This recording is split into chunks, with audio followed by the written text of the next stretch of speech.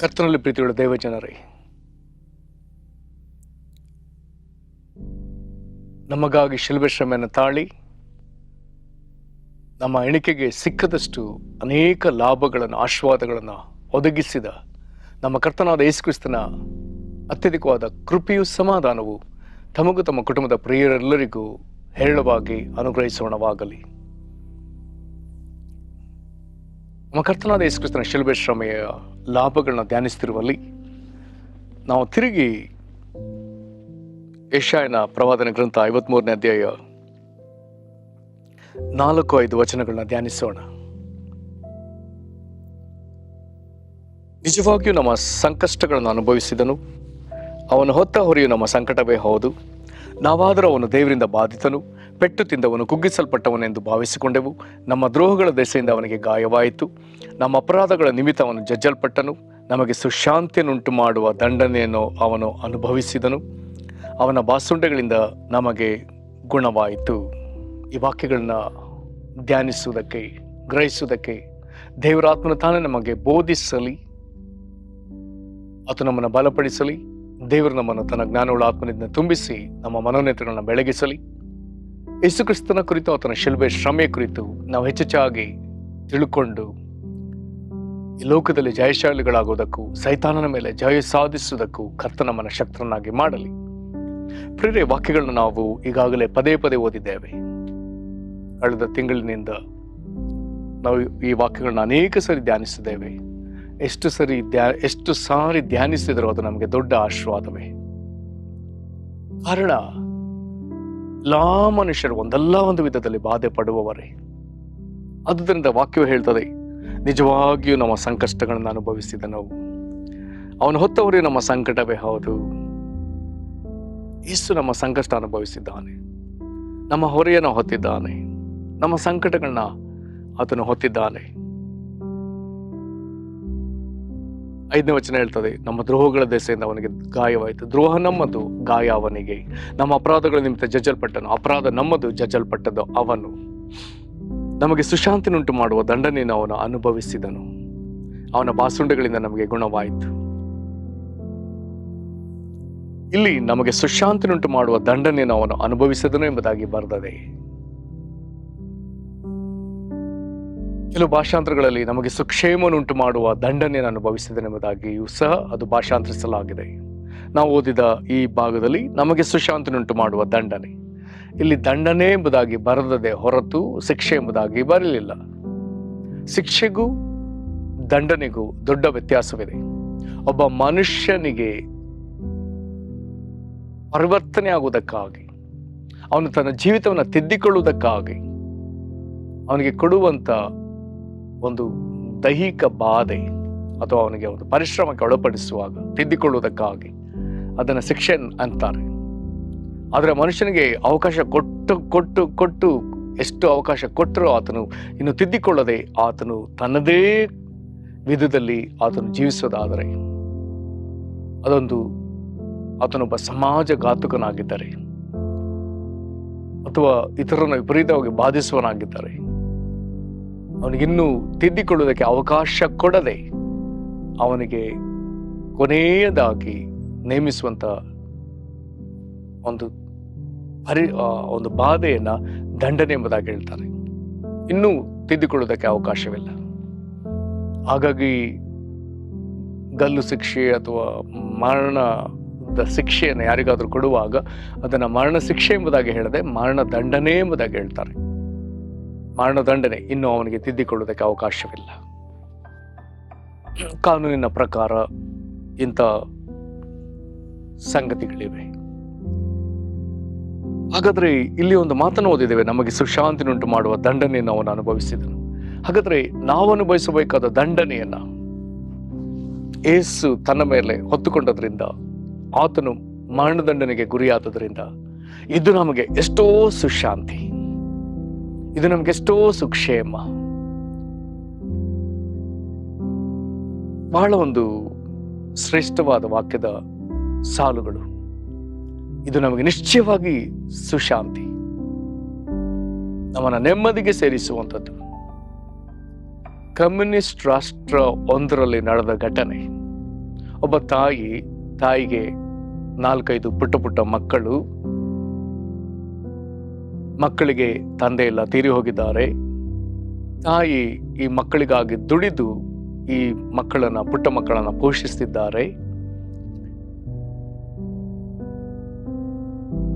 ಇವರು ಕೆಲಸ ಮಾಡುವ ಸ್ಥಳದಲ್ಲಿ ಬಹಳ ಯಥಾರ್ಥವಾಗಿ ಪರಿಶ್ರಮ ಪಟ್ಟು ದುಡಿಯುವ ತಾಯಿ. ಒಂದು ದಿವಸ ಈ ತಾಯಿಯ ಮೇಲಾಧಿಕಾರಿ ಇವರನ್ನ ತಮ್ಮ ಕಚೇರಿಗೆ ಕರೆದು ಪ್ರಶ್ನಿಸ್ತಾರೆ. ಅವ್ರು ಕೇಳ್ತಾರೆ, ಅಮ್ಮ, ನಿನ್ನ ದುಡಿಮೆ ಅಥವಾ ನಿನ್ನ ಕೆಲಸದ ವಿಷಯದಲ್ಲಿ ನಮಗೆ ಯಾವುದೊಂದು ದೂರು ಇಲ್ಲ. ಆದರೆ ನೀನು ಕೆಲಸದ ವೇಳೆಯಲ್ಲಿ ನೀನು ನಿನ್ನ ದೇವರ ಕುರಿತು, ಯೇಸುವಿನ ಕುರಿತು ಇತರರಿಗೆ ಹೇಳ್ತೀಯಂತಲ್ಲ. ಇದು ನಿನ್ನ ಮೇಲಿರುವ ದೂರು. ಇದು ಹೌದು? ತಾಯಿ ಹೇಳ್ತಾರೆ, ಹೌದು, ನಾನು ಹೇಳ್ತೇನೆ. ದೇವರನ್ನ ನಂಬದ ಕಮ್ಯುನಿಸ್ಟ್ ಆ ದೇಶದಲ್ಲಿ ಆ ಅಧಿಕಾರಿ ಈಗ ಈ ತಾಯಿಗೆ ಒಂದು ವಿಷಯವನ್ನ ಮತ್ತೆ ಹೇಳ್ತಾರೆ. ನಿನಗೆ 1 ವಾರ ಸಮಯಾವಕಾಶ ಕೊಡ್ತೇನೆ. 1 ವಾರದ ನಂತರ ತಿರುಗಿ ನೀನು ನನ್ನ ಕಚೇರಿಗೆ ಬರಬೇಕು. ಆ ದಿನ ಬಂದು ನೀನು ಕೆಲಸದ ವೇಳೆಯಲ್ಲಿ ನಿನ್ನ ಜೊತೆ ಕೆಲಸದವರಿಗೆ ಯೇಸು ಕ್ರಿಸ್ತನ ಬಗ್ಗೆ ಇನ್ನು ಮುಂದೆ ಮಾತನಾಡುವುದಿಲ್ಲ ಎಂಬುದಾಗಿ ತಿಳಿಸ್ಬೇಕು. ಒಂದು ವೇಳೆ ನೀನು ಮಾತನಾಡುವುದೇ ನಿನ್ನ ತೀರ್ಮಾನವಾಗಿರೋದಾದರೆ ನಾನು ನಿನ್ನನ್ನ ಈ ಕೆಲಸದಿಂದ ವಜಾ ಮಾಡ್ತೇನೆ, ನಿನ್ನ ಕೆಲಸದಿಂದ ತೆಗೆದುಹಾಕ್ತೇನೆ. ಅಥವಾ ನೀನು ಯೇಸು ಕ್ರಿಸ್ತನ ಕುರಿತಾಗಿ ಇನ್ನು ಮುಂದೆ ಮಾತನಾಡುವುದಿಲ್ಲ ಎಂಬುದಾಗಿ ಹೇಳುವುದಾದರೆ ನೀನು ನಿನ್ನ ಕೆಲಸದಲ್ಲಿ ಮುಂದುವರಿಬಹುದು ಎಂಬುದಾಗಿ ಹೇಳಿ ಕಳಿಸ್ತಾರೆ. ಆ ದಿನ ಮನೆಗೆ ಬಂದ ತಾಯಿಗೆ ಅಂದಿನಿಂದ ಆ 1 ವಾರದ ತನಕ ಒಂದು ದೊಡ್ಡ ಮನೋವೇದನೆ. ಯೇಸು ಕ್ರಿಸ್ತನ ಬಗ್ಗೆ ನಾನು ಮಾತನಾಡ್ತೇನೆ ಎಂಬುದಾಗಿ ಹೇಳಿದ್ರೆ ನನಗೆ ಕೆಲಸ ಹೋಗ್ತದೆ, ನಾನು ಕೆಲಸ ಕಳ್ಕೊಂಡ್ರೆ ದುಡಿಮೆ ಇಲ್ಲದ ಹಾಗೆ ಆಗ್ತದೆ, ಆದಾಯ ನಿಂತು ಹೋಗ್ತದೆ, ನನ್ನ ಮಕ್ಕಳನ್ನ ಹೇಗೆ ಪೋಷಿಸಲಿ? ಇದು ತಾಯಿಗೆ ದೊಡ್ಡ ಚಿಂತೆ ಆಗ್ತದೆ.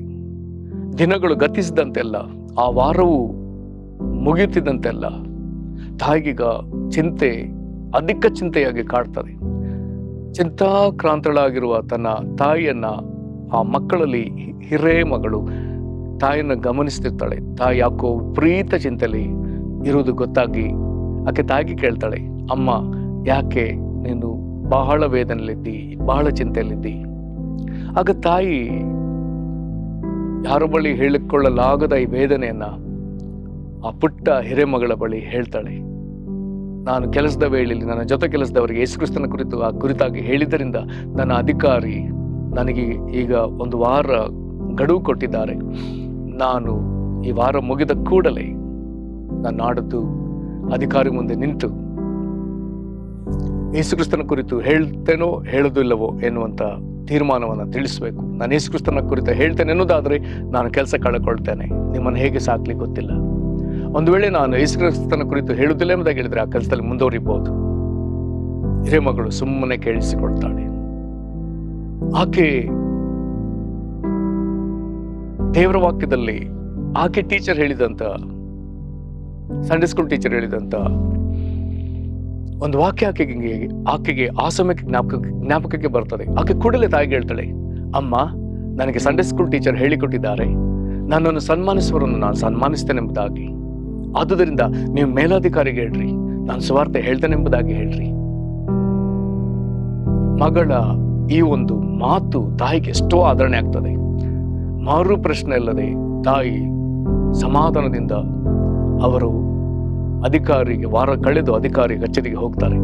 ಅಧಿಕಾರಿ ಕೇಳ್ತಾರೆ, ಅಮ್ಮ, ನಿನ್ನ ತೀರ್ಮಾನವೇನು? ತಾಯಿ ತಲೆ ತಗ್ಗಿಸಿಕೊಂಡೇ ಸೌಮ್ಯವಾಗಿ ಉತ್ತರಿಸ್ತಾರೆ, ಸರ್, ನಾನು ಯೇಸು ಕ್ರಿಸ್ತನ ಕುರಿತು ಹೇಳದಿರುವುದಕ್ಕೆ ನನ್ನಿಂದ ಸಾಧ್ಯವಿಲ್ಲ, ನಾನು ಹೇಳ್ತೇನೆ ಅಂತ ಹೇಳಿ ತಲೆ ತಗ್ಗಿಸಿಕೊಂಡು ಸುಮ್ಮನೆ ನಿಂತು ಬಿಟ್ರು. ಅಧಿಕಾರಿ ಆತನು ಸ್ವಲ್ಪ ಸಮಯ ಮೌನವಾಗಿದ್ದು ಈಗ ಕೂಡಲೇ ಮಾತನಾಡ್ತಾನೆ. ಅಧಿಕಾರಿ ಹೇಳ್ತಾನೆ, ಕಣ್ಣಿಗೆ ಕಾಣದ ದೇವರಿಗೆ ನೀನು ಇಷ್ಟೊಂದು ನಂಬಿಕಸ್ಥಳಾಗಿರುವುದಾದರೆ ನೀನು ನಮಗೂ ನಂಬಿಕಸ್ಥಳ ಎಂಬುದು ಈ ನಿನ್ನ ಮಾತಿನಿಂದ ನಮಗೆ ಅರ್ಥವಾಗ್ತದೆ.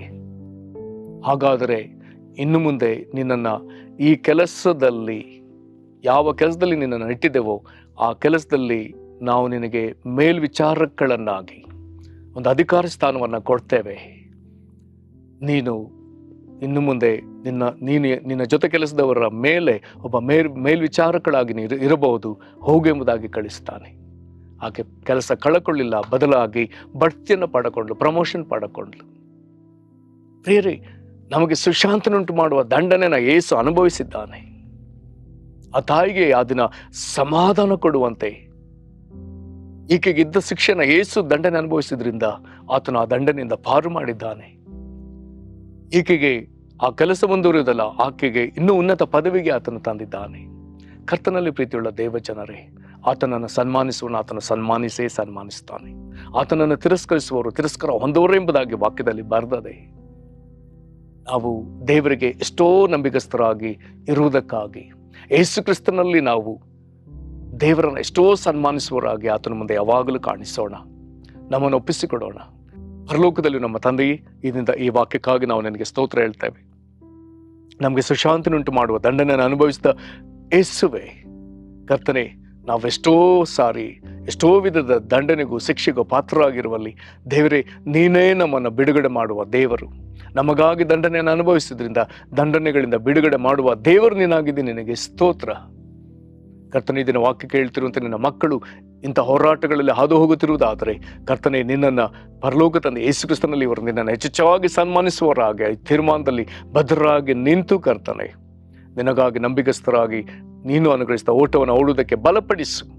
ಈ ಲೋಕದಲ್ಲಿ ಕರ್ತನೆ ಕಳಕೊಳ್ಳುವರಲ್ಲ, ಬದಲಾಗಿ ನಿನ್ನಿಂದ ಆಶೀರ್ವದಿಸಲ್ಪಟ್ಟವರು ಉನ್ನತ ಪದವಿಗೆ ಕರ್ತನೆ ಏರಿದವರಾಗಿ ಇವರು ಇರುವುದಕ್ಕೆ ಇವರನ್ನ ಬಲಪಡಿಸು. ನಿನ್ನ ಕರಗಳಿಗೆ ಇವರನ್ನು ಒಪ್ಪಿಸಿಕೊಡ್ತೇವೆ, ಆಶೀರ್ವದಿಸು.